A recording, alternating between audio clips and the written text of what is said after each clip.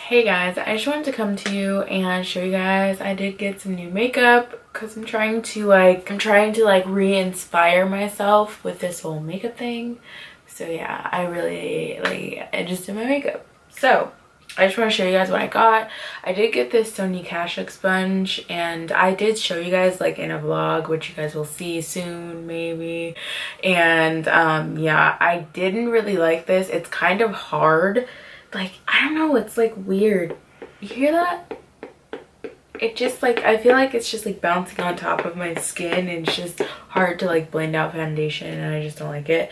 And I feel like the white part of the sponge is softer than the black part. Like when you squish it, you can tell that it's made out of two different materials. It's weird. I don't know.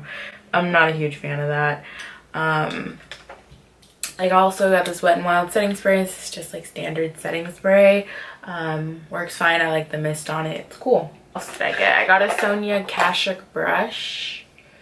This is really good for contouring, which is what I used it for. So yeah, I really like this. I also got a Wet n Wild lip crayon or lip pencil, whatever. It's too light. I knew that.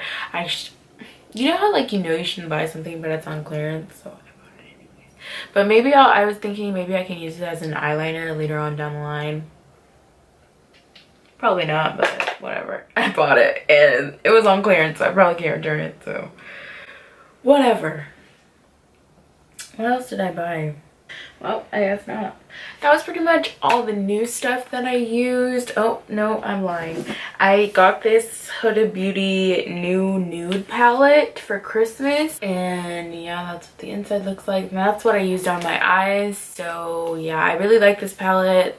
The colors are really pretty and they blend pretty well. So yeah, the only problem that I have with it is like they come out different on my eyelid than they do in the pan, like drastically different, and I guess I should be used to that, but it's just really fucking annoying, so I thought I'd mention it.